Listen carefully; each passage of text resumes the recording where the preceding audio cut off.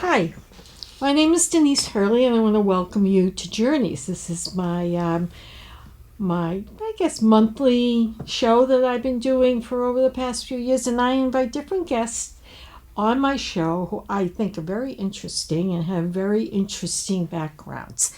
Today, my guest is Tamara Zentgraf. Zentgraf Healing Arts. Tamara, thanks for joining me on my show. Thank you for having me. It's so nice to have you. Now, I kind of want to get right into what you do. And Sure. What I find is interesting is your background is Mass General Hospital, Spalding Rehab, as a physical therapist. Yes. And now it's kind of translated into doing this kind of work, helping folks with Reiki, and other types of healing. So I guess my question is, I imagine is it similar in practice, the different things that you do? So, yes and no. Okay. So the bottom line is I want to help people. My basic foundation of work is as a physical therapist, trained in Boston, and I actually got exposed to Reiki for the first time through a group that I worked with at Spalding, an alternative group that were physicians, therapists, nurses, but who also had background in Reiki, biofeedback, other types of alternative practices, Qigong, massage. And so we there were able to combine our, sort of Western medical education into some of the Eastern alternative for the benefits of our patients. And it was actually really cool to be able to do that because, some people don't respond to traditional medical kinds of things, and they need something a little alternative.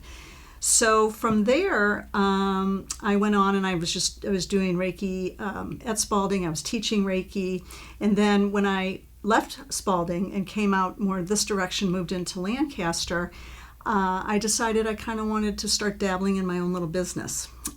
So I still work as a physical therapist, but I do have a healing practice, and in that practice, I provide Reiki services, Reiki classes, and shamanic healing.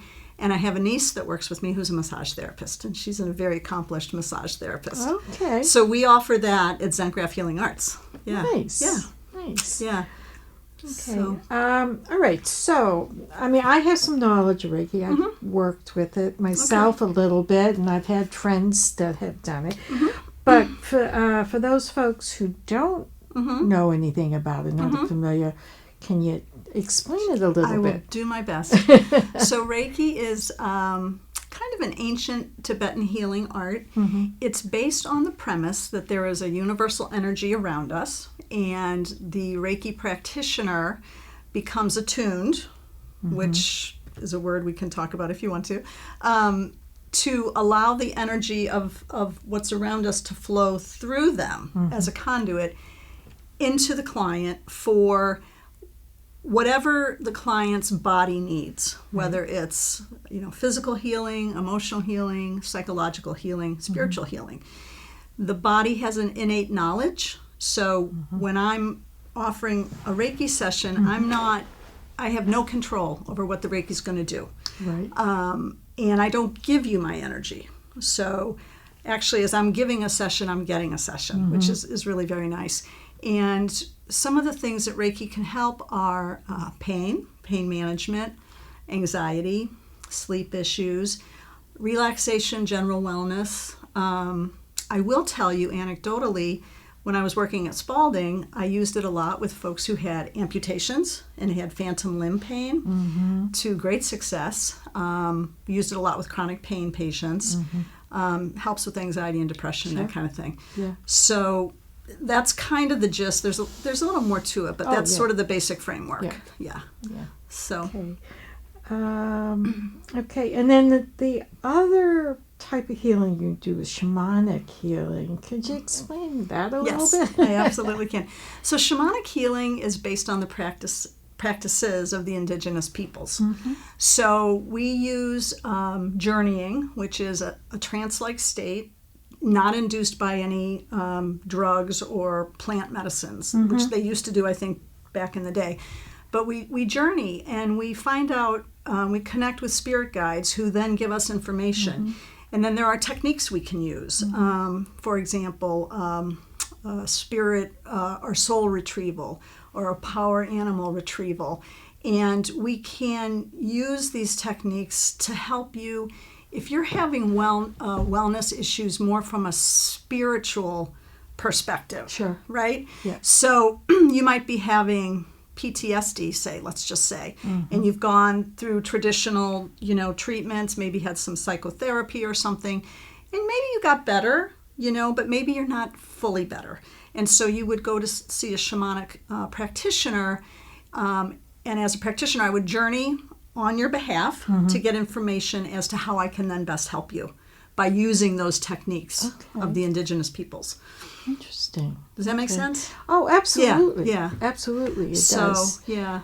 Okay. So you do the actual trance work. I do the journeying. I do it either, so say you call me, you want to set up a shamanic session. I might do a short phone interview with you to sort of find out, well, what are your needs? What are you struggling with? And then I could journey before you come to my center to find out what I need to do for you, or I can journey with you. In my presence, I will journey, and you will be with me, physically, and I will seek out whatever sort of healing you need, and then I will bring it back to you. Okay. Yeah, and what I'm starting to dabble in a little bit, which is really kind of fun, is kind of combining the two, the Reiki and the shamanism. Yep. So that's kind of a neat little twist as well. That is. Yeah. That is. So. So maybe we go back to that word attune. What that kind of means. Sure. So when I teach my classes, I explain to my students, when you come to, say, a Reiki class, you already have access to the energy. But it's as if you're on a radio station. You're a radio station, but you're not quite tuned into the station. So your access is kind of staticky, if you will. When you go through a Reiki class and you get an attunement, you're sort of dialing in the station. Okay. So you're able to access the energy more efficiently, more effectively. And then as you take, there's 4 levels of Reiki. As you take each one, your ability to access that becomes more powerful. Yeah. Okay. So that's the attunement part. Attunement part. Yeah. Yeah. I know that now, and you had mentioned that, in your practice as a therapist, a physical therapist, that you've been using that a lot. But I know that in, major hospitals now, there are a lot of people that come in into an ICU or something when someone is quite ill, and they will come in and do Reiki on someone. And now it's become kind of common in the hospitals. It's becoming much more commonplace, yes, which is really nice. So one of the neat things about Reiki is that there's really no negative side effect. Right. There's nothing that's going to cause you harm, and in fact, what they're finding is that it actually facilitates other medical treatments. Right. So if you're more relaxed, if you're more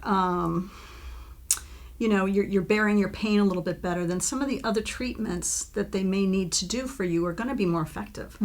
And so a lot of places are finding, both in hospitals and hospice centers as well. It's very big in the hospice setting, to allow people to be relaxed, to help manage their pain, to allow the other procedures or treatments to be more effective. And I think, too, it just helps the person.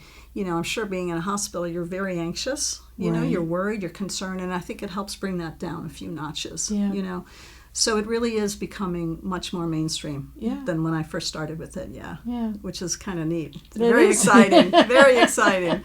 Yeah. So you're finding more people are more accepting of the practice now. Yes, and I hear a lot. I've heard of that, but I'm not exactly sure what it is. And so it's the The challenge, I think, is that sometimes you hear the words, the description of energy, attunement, and it's kind of hard to wrap your head around. Yeah.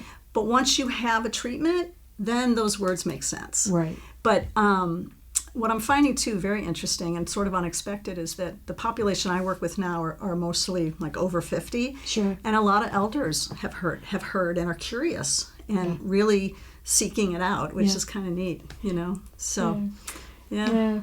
Well, you think maybe that's because we're all old hippies or something? I think you're right. I think you tapped into something there. Well, and I think, too, people are wanting to go back to nature a little bit, to kind of get away from some of the hardcore chemicals and and I think meditation and mindfulness kind of started it all. Yes. And then it brought in some of these other things that don't have negative effects, that, are easily accessible. The thing, too, about Reiki is that if you take the first level, you can treat yourself. Yes. And so you're not then dependent on a healthcare provider or another professional. You can do it to yourself. Right. And I think that's a beautiful thing. Oh, absolutely. So, yeah. Yes, I agree. Yeah. I agree. Okay. Well, so I asked you when we decided to get together and do this, that you'd be willing to do a demonstration, and absolutely, you would be. So, and we've asked Victoria to be a client, patient. Yeah. Sure. So, why don't we go and get the table ready, and we can do a demonstration. Sounds great. Hi, Victoria. Hi. I'm Tamara, and you're here today for a Reiki session. Yes. So I want to ask you, first off, is there any area of your body that you're feeling discomfort? Any issues, areas you'd like me to spend more time on? Neck and shoulders. Neck and shoulders. Okay. Yes. Have you ever had a Reiki session before? I have not. Okay. So what I'm going to do, you're gonna stay fully clothed on the table. You're gonna stay just on your back. I'm going to provide light touch or hover. Do you have a preference? Some people, don't want to be touched. Touch is fine. Okay. So I'm going to start at the top of your head, and I'm just going to work my way down to your feet. And I'm just going to be putting my hands in certain places. I usually skip over sort of the lower abdomen and the upper thighs, and I sort of jump down to the knees. The touch will be light. There may be times that I choose to hover. If at any time you're feeling uncomfortable or you need to reposition or whatnot, please feel free to speak up, okay? All right. So are you comfortable right now? I am. Okay. So we're just going to get started. Now I'm curious if someone actually feels the energy. Yes. I get all kinds of feedback, starting with, I didn't feel much, but I get off the table and I feel great, to a lot of warmth and heat, sometimes tingling. What's been very interesting to me, when I worked with a chronic pain group, my migraine patients used to tell me that they felt a lot of like water swishing in their head. Yeah, or like waves in their head, and it was unique to that population. Okay. But most people will feel a warmth or a tingling. Okay. Yeah. Oh, all right. Yeah.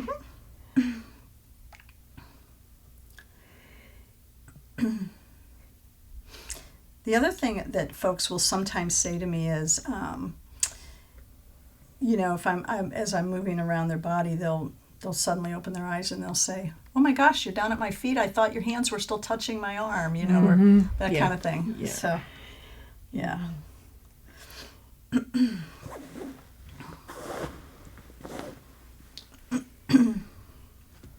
Now, do you have a sensation?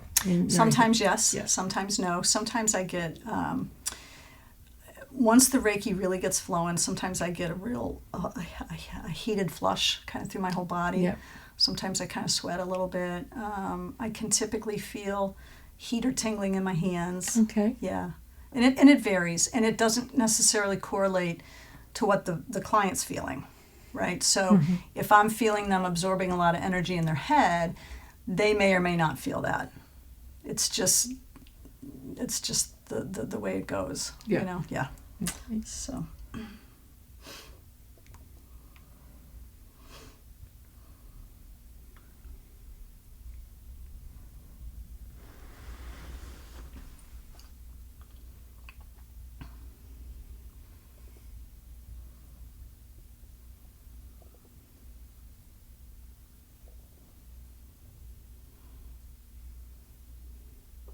Now, hopefully, you won't put Victoria to sleep. I know, she's going to have to go back to work. The other really cool thing about Reiki that we didn't touch on was the long distance aspect of it.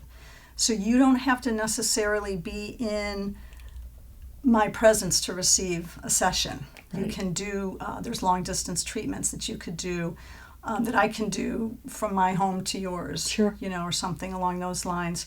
One thing I haven't really dabbled in yet is I know some practitioners are doing sort of Zoom Reiki. Yeah. And I haven't really, I'm willing to try, I just haven't.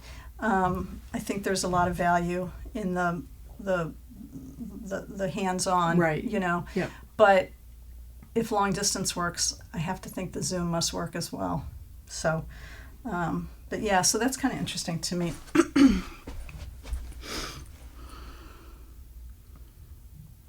I think my hands are kind of cold, aren't they?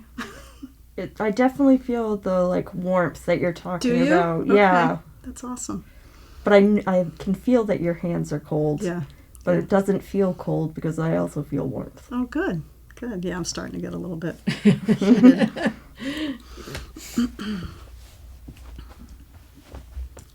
So typically with Reiki, what you do to one side of the body, you want to do to the other side because you want the energy flow to be equivalent, left and right. Okay. Yep.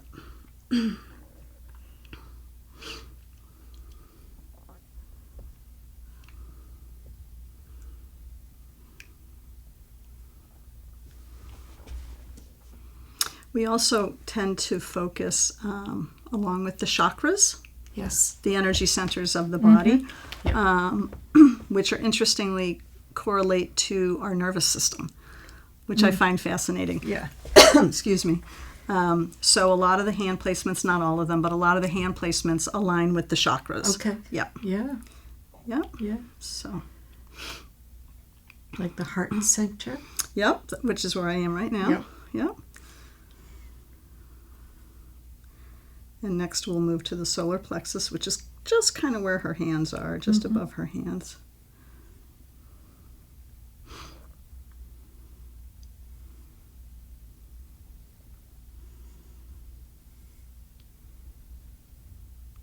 And the throat chakra placement would be like so. Sometimes I like to do crown chakra and throat chakra. Mm-hmm.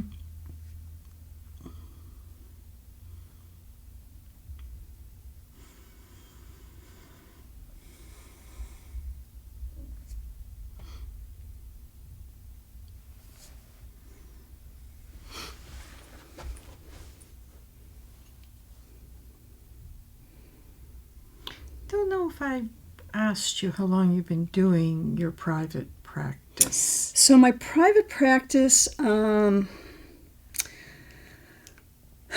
think I started renting a space in Sudbury about 2 years ago. Okay. And then moved into my home space, let me think now, probably about a year. Okay. So my private practice only a couple of years. Mm-hmm. I've been a Reiki practitioner for almost 20. For 20 years. Almost 20, yeah. Oh, just under 20. I think it's like 18, 19, something like that. Yep. Yep.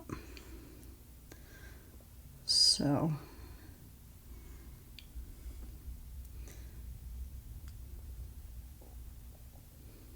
Do my energies feel good? Are they... So far, so good. Okay. Yeah. So far, so good.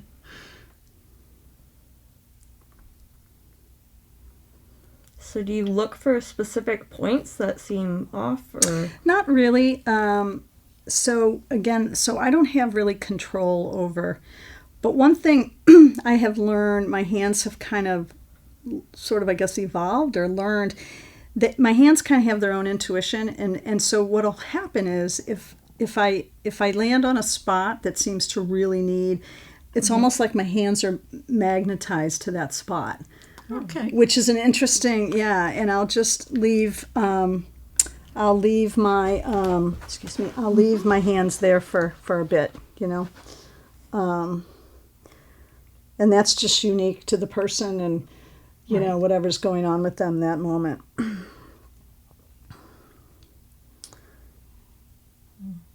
So I usually finish down at the feet. Excuse me. Sure.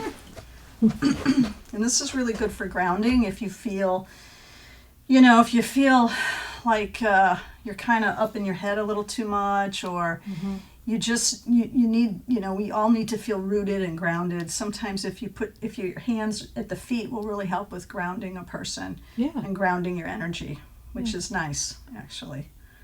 And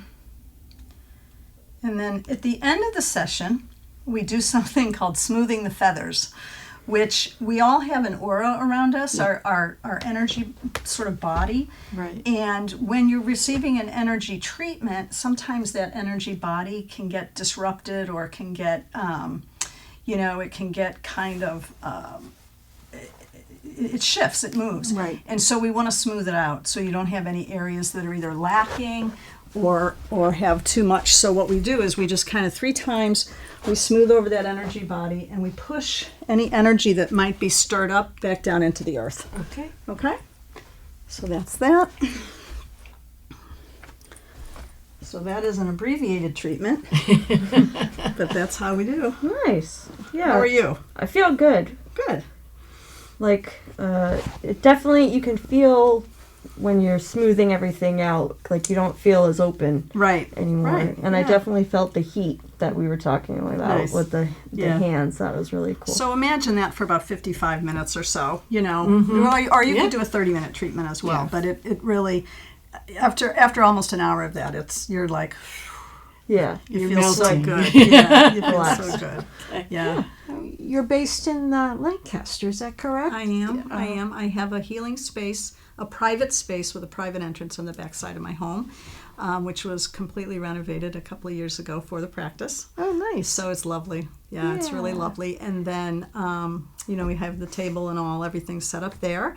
I do my classes out of that space. And then I also most recently have started providing Reiki clinics at the Lancaster Community Center. Yeah, which is a really nice way. So the practitioners that help me have been my students. Okay. And it's a nice way for them to practice on other people. And it's a beautiful way to bring it to the community, sort of at a low risk, low time spent. There's no, we ask for donations, but there's no expectation. And it's just kind of a nice way for people to pop in if they've heard of it and they want to give it a try. And so that's what we do. Nice. Yeah, it's really nice. Okay. Give back to the community a little bit, Yeah. Good.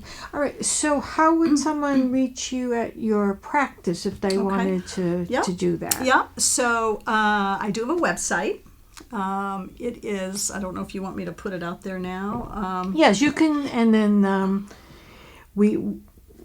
you can let people know what it is. You can put it out there right now. It's a little bit, so it's my last name, ZentgrafHealingArts.com, and that is spelled ZENTGRAF, ZentgrafHealingArts.com. I have an email address, ZentgrafHealingArts@gmail.com, or you can call me, 978-875-2299. Okay. Yep.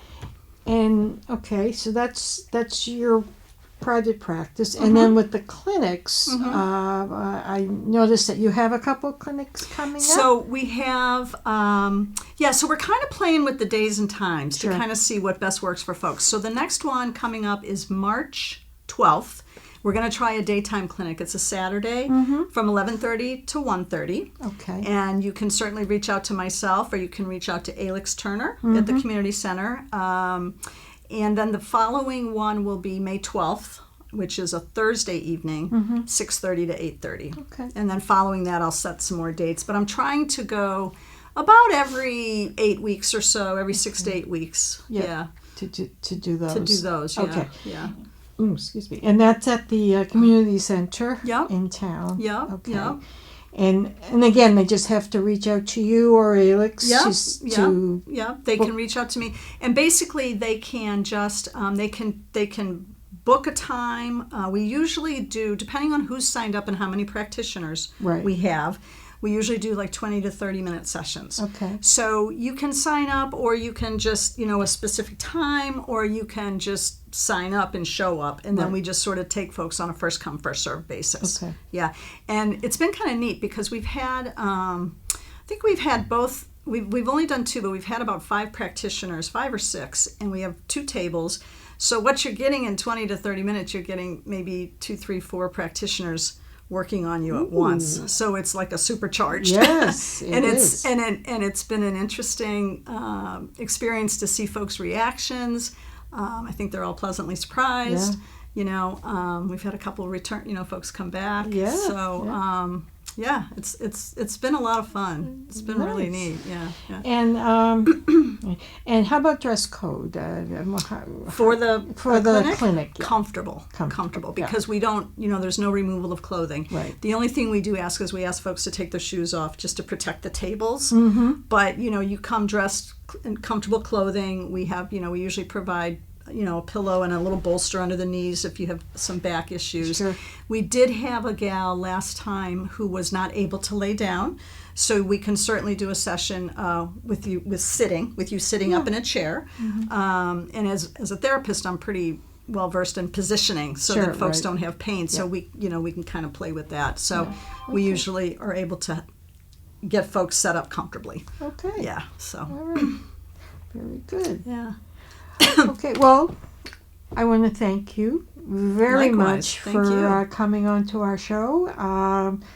I love the fact that you're doing this in town for people and offering your services. Thank it's you. wonderful. Yeah, I'm sure the townspeople appreciate the offer of services. Thank you. So again, thank you so much for coming. Thank you Tamara. for inviting me. You're welcome. I appreciate it. All right, and I want to thank everybody for joining me on Journeys, and stay tuned. Come on back, and we have more stuff coming up in the future. Okay, take care. Bye-bye.